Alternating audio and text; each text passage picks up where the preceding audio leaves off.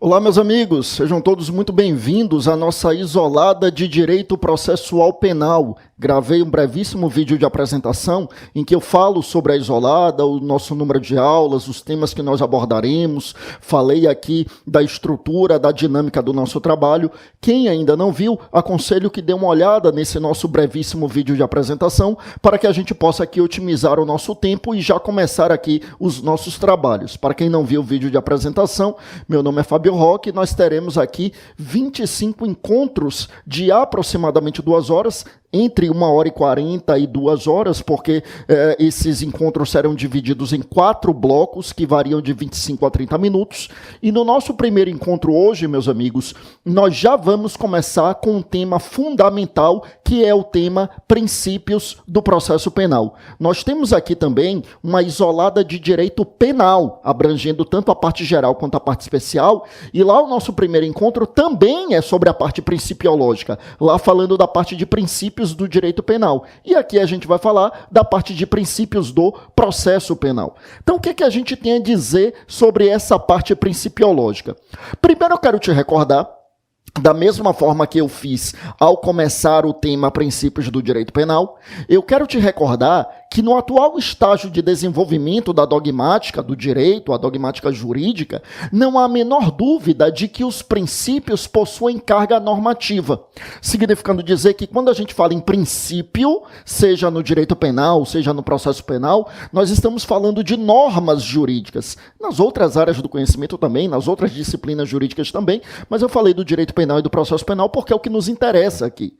Então, quando a gente fala em princípios, nós estamos nos referindo, meus amigos, às normas jurídicas. Hoje já não há dúvidas de que quando a gente fala em princípio, nós estamos falando de uma das modalidades de norma. A norma pode ser dividida em norma-regra e norma-princípio. Então, nós teremos aqui a possibilidade de maximizar a normatização, sobretudo porque norma deixou de ser exclusivamente regra jurídica há muito tempo que a gente pensa na norma jurídica, seja como regra, seja como princípio, tá bom?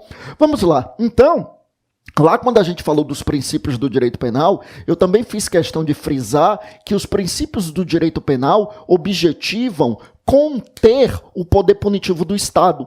O funcionamento ali dos princípios, a parte principiológica, o objetivo é justamente contenção do poder punitivo do Estado. É essa a lógica, meus amigos. É essa a lógica contencionista. É essa a lógica limitadora. É para isso que servem os princípios do direito penal, para a contenção desse poder punitivo. Quando a gente fala lá no princípio da legalidade, como eu já mencionei lá na nossa isolada de penal, quando a gente fala no princípio da legalidade, nós estamos dizendo significativamente que nós estamos permitindo ao Estado que puna, mas desde que ele observe primeiro um limite, o limite de criar uma lei estabelecendo qual é a conduta e qual é a pena respectiva. É essa a lógica, é essa a ideia quando a gente pensa dentro dessa perspectiva de contenção do poder punitivo. Já quando a gente fala nos princípios do processo penal, nós estamos pensando aqui na instrumentalização da aplicação do direito penal. Evidentemente, existe uma relação meio que simbiótica entre o direito penal e o processo penal, e pelo amor de Deus, eu não estou com isso negando a autonomia jurídica, didático-científica e metodológica do processo penal, não é isso que eu estou dizendo.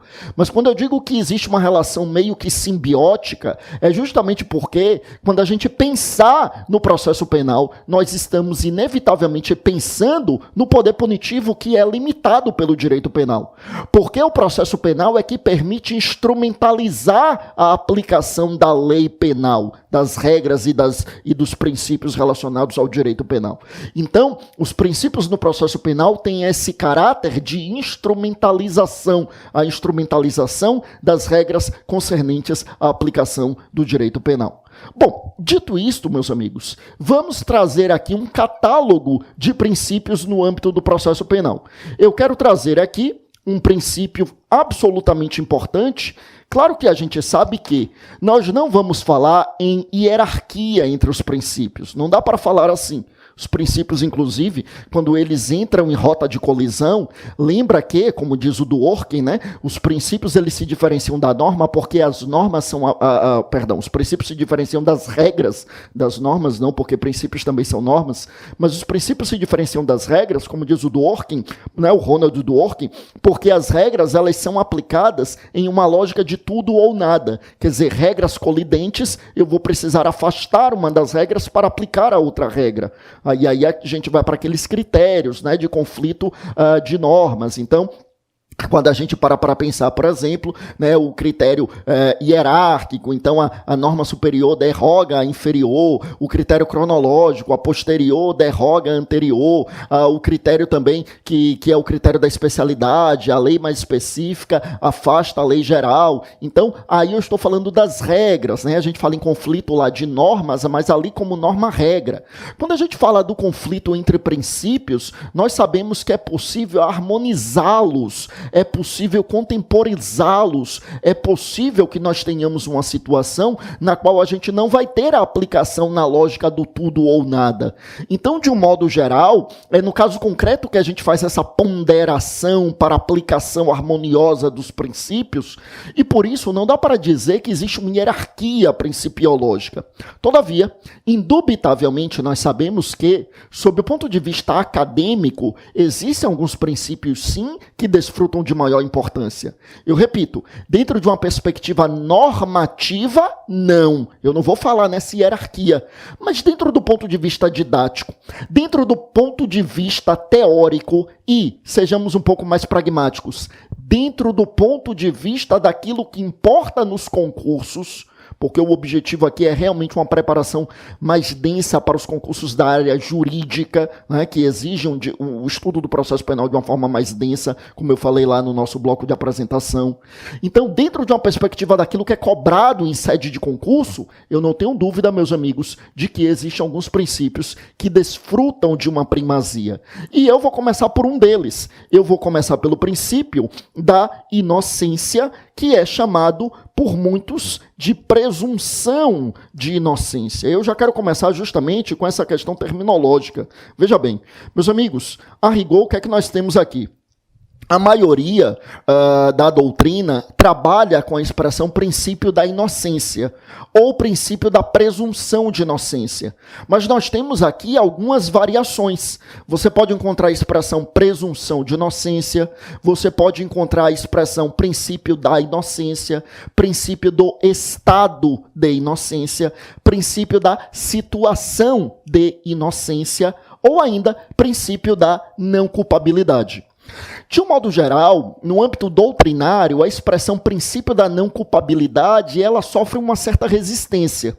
Mas permita-me dizer que em sede de Supremo Tribunal Federal, as duas expressões mais empregadas são princípio da presunção de inocência, como eu coloquei aqui na tela, e também o princípio da não culpabilidade. Então, presunção de inocência e não culpabilidade são duas expressões extremamente empregadas em sede aqui de Supremo Tribunal Federal.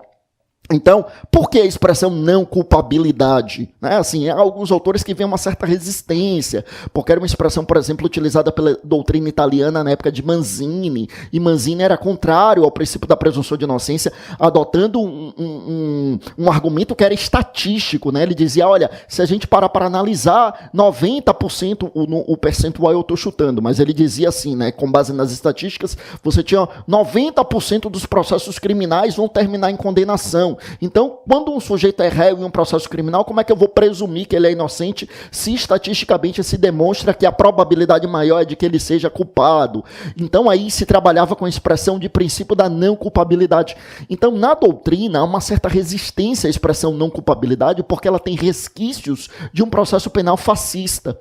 E a gente até vai falar sobre isso oportunamente quando eu chegar aqui no nosso segundo encontro na parte do nosso CPP, mas eu já antecipo que o nosso nosso CPP ele foi inspirado realmente no Código de Rocco, que era o Código de Processo Penal Fascista da Itália na década de 30. O nosso código é de 1941 e sofreu muita influência desse Código de Rocco. Mas o fato é que com a nossa Constituição a gente já não poderia trabalhar com essa perspectiva. Por isso que doutrinariamente há uma certa resistência à expressão princípio da não culpabilidade. A doutrina majoritária opta pelas expressões princípio da inocência, ou do estado de inocência, ou da situação de inocência, ou até presunção de inocência, que é também bastante empregada pelo Supremo. Por isso que eu utilizei aqui essa expressão presunção de inocência, porque é uma expressão bastante utilizada tanto pela doutrina quanto pelo Supremo Tribunal Federal, mas aí a gente fica sabendo que existem, então, todas essas expressões sinônimas. Bom, sobre a presunção de inocência, veja, para começo de conversa, é um dos princípios explícitos do nosso texto constitucional.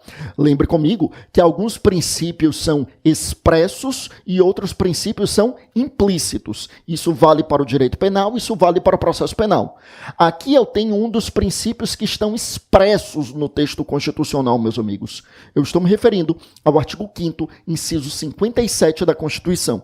Artigo 5º, inciso 57 da Constituição nos diz que ninguém será considerado culpado senão após o trânsito em julgado da sentença penal condenatória. Então ninguém será considerado culpado até o trânsito em julgado da sentença penal condenatória. Foi a partir daí que o Supremo Tribunal Federal desenvolveu a ideia de utilizar a expressão princípio da não culpabilidade. Quer dizer, até o trânsito em julgado ninguém é considerado culpado. Daí a ideia de não culpabilidade, né? Então essa a ideia no âmbito do Supremo Tribunal Federal. Bom, meus amigos, mas o que é que nós temos de verdade sobre essa questão? Artigo 5º, inciso 57, princípio da inocência ou presunção de inocência. Vejam bem, eu vou colocar aqui, quando a gente fala em presunção de inocência, nós temos aqui algumas dimensões a serem analisadas. A primeira dimensão a ser analisada, meus amigos, é lembrar que quando a gente fala no princípio da inocência, nós temos de, a partir daqui, extrair uma regra de tratamento. Precisamos extrair uma regra de tratamento. Precisamos, eu repito, extrair uma regra de tratamento. Como assim extrair uma regra de tratamento? Extrair uma regra de tratamento, meus amigos, justamente porque quando a gente fala nesse princípio da inocência, nós precisamos compreender que ninguém pode ser tratado como culpado antes do trânsito em julgado da sentença penal condenatória. Ninguém pode ser tratado como culpado. A primeira regra é uma regra, portanto, de tratamento. E aí é que vem uma questão interessante. Olha, se ninguém pode ser tratado como culpado, então como é possível, por exemplo, que exista a prisão preventiva, a prisão em flagrante, a prisão temporária? Todas essas são prisões que antecedem o trânsito em julgado da sentença penal condenatória. E se antecedem o trânsito em julgado da condenação, e portanto é um momento em que eu devo considerar aquele sujeito como inocente, então como é que se permite que o inocente, presumivelmente inocente, fique preso? E aí é que vem uma reflexão interessante. Quem aborda esse tema, por exemplo, é o professor Gomes Canotilho, falando da Constituição portuguesa, mas com um raciocínio que se adequa perfeitamente à Constituição brasileira, em que ele vai nos dizer o seguinte, olha, quando a gente fala em presunção de inocência, assim como os demais princípios, ela não está revestida de caráter absoluto. Lembra que a gente dizia que os princípios eles podem ser ponderados para se harmonizar? Significa dizer que não está revestido de caráter absoluto, ou seja, não é isso e ponto final, e eu não posso compatibilizar com outros princípios. E aí o professor Gomes Canotilho vai dizer, se a gente for levar a ferro e fogo o princípio da inocência e o princípio da inocência for um princípio absoluto, aí, indubitavelmente, estaremos diante de uma hipótese na qual não tem jeito, não caberia nenhuma medida cautelar contra o investigado ou o réu. Não caberia nenhuma medida cautelar. Mas como ela não está revestida de caráter absoluto, eu posso compatibilizar o princípio da inocência com outros princípios. E aí com outros interesses também. E por isso, meus amigos, é que se permite, sem que se viole o princípio da inocência, se permite a adoção de medidas cautelares no âmbito do processo penal ou da investigação criminal, desde que presentes os requisitos de cautelaridade. Requisitos de cautelaridade esse que nós vamos estudar aqui nesse curso. Vamos estudar os requisitos da preventiva, os requisitos da prisão temporária, as hipóteses de cabimento da prisão em flagrante, as hipóteses nas quais serão impostas medidas cautelares pessoais diversas da prisão. Tudo isso nós vamos estudar e nós vamos aqui reiterar que não haverá uma violação ao princípio da inocência. O que existe é tão somente, meus amigos, um abrandamento do princípio da inocência para que seja compatibilizado com outros princípios. É essa a lógica, tá?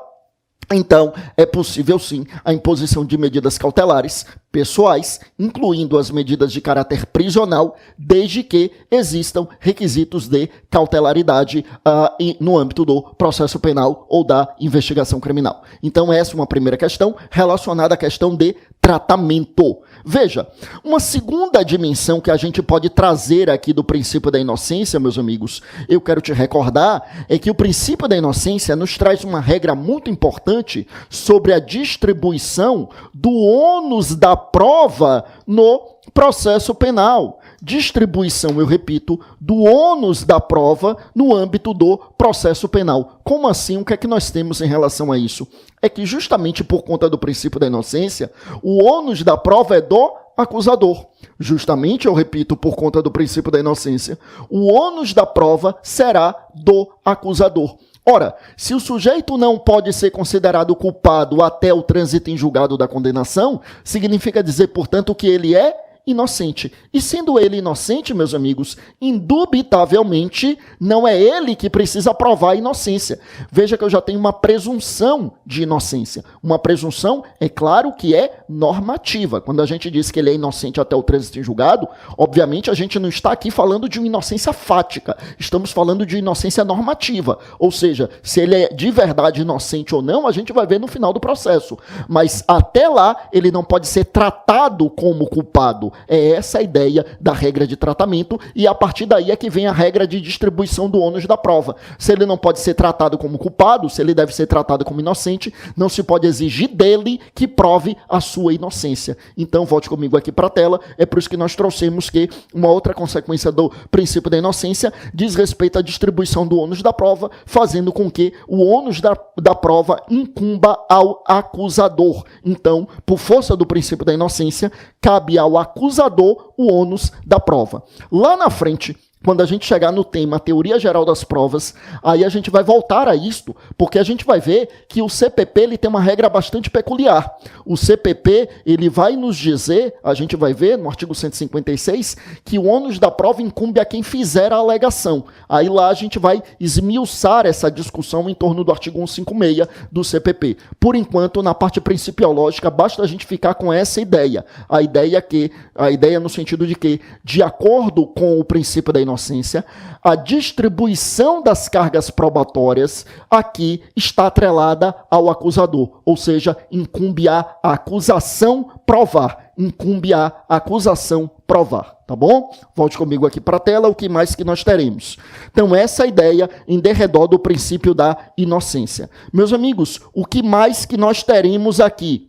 Outra questão muito importante que nós temos aqui diz respeito àquela discussão em torno, meus amigos, da antecipação da execução da pena. Ou seja, estamos falando da execução antecipada ou também chamada de execução provisória da pena. Veja bem, o que é que nós temos aqui sobre esta temática?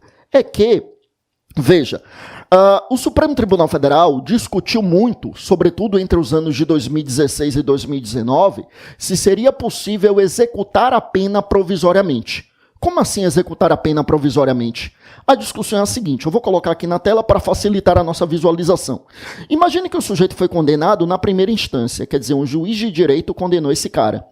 E aí, a defesa apela ao Tribunal de Justiça. E o Tribunal de Justiça mantém a condenação. Então, eu tenho uma condenação aqui da primeira instância confirmada pela segunda instância. Tudo bem. O que acontece a partir daí? O que acontece é que a partir daqui seria possível, em tese, interpor um recurso especial ao Superior Tribunal de Justiça ou um recurso extraordinário ao Supremo Tribunal Federal. Só que esses recursos não possuem efeito suspensivo. Recurso especial ao STJ e recurso extraordinário ao STF não possuem efeito suspensivo.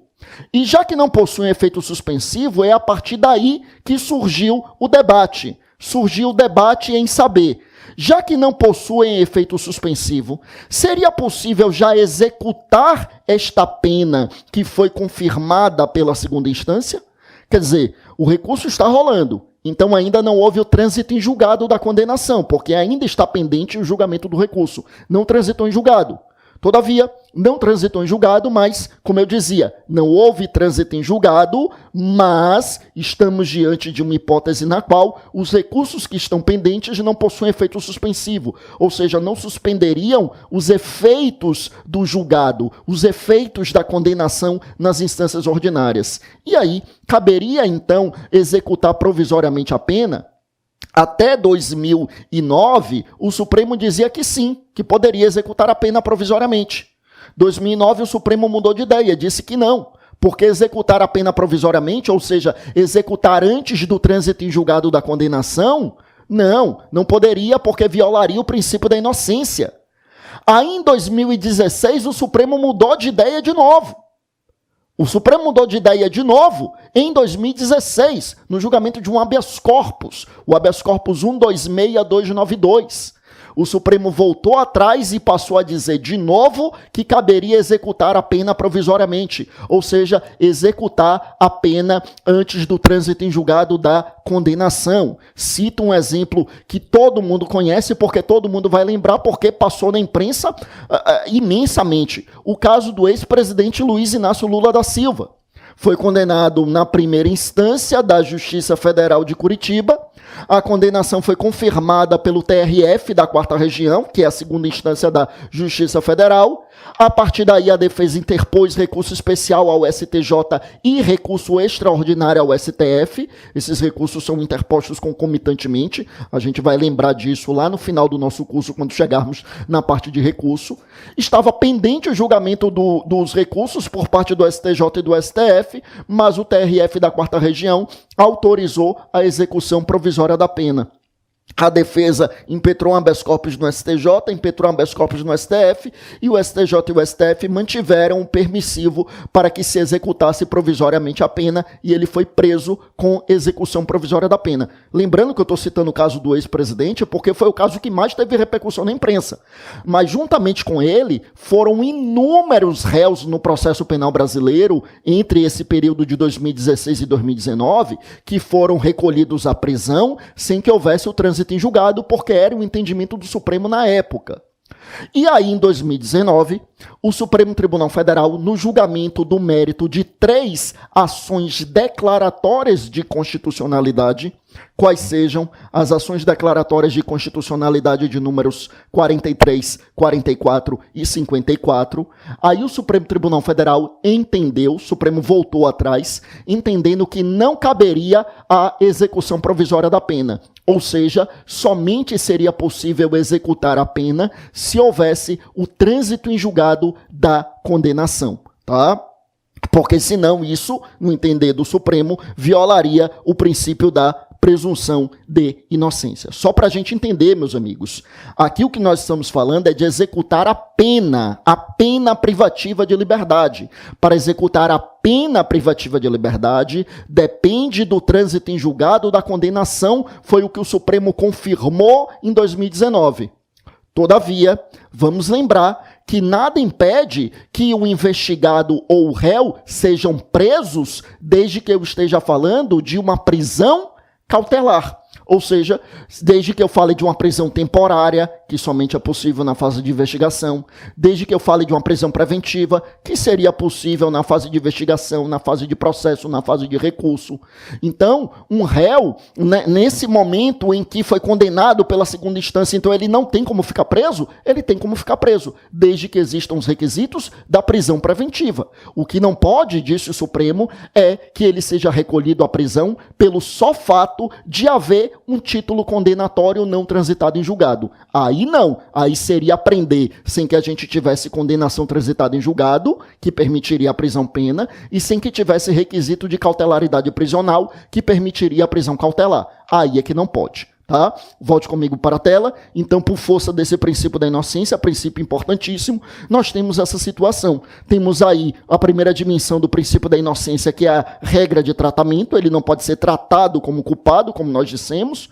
Segunda questão é a questão atinente ao ônus da prova, né? Ou seja, a distribuição das cargas probatórias, que incumbe ao acusador. E, em terceiro lugar, a execução provisória da pena, que o Supremo Tribunal Federal, em 2019, ratificou que não seria possível. Não há que se falar, portanto, na execução provisória da pena ou execução antecipada da pena, não seria possível. Tá bom, meus amigos? É isso. Volte comigo aqui para a tela. No finalzinho aqui desse bloco, eu já trago aqui que o próximo princípio que nós vamos trazer, também um princípio extremamente importante, é o princípio da vedação à autoincriminação. Vedação à autoincriminação. Nemotenetur si detegere, significando dizer que ninguém é obrigado a se descobrir, ou como a gente costuma dizer, ninguém é obrigado a produzir prova contra si mesmo.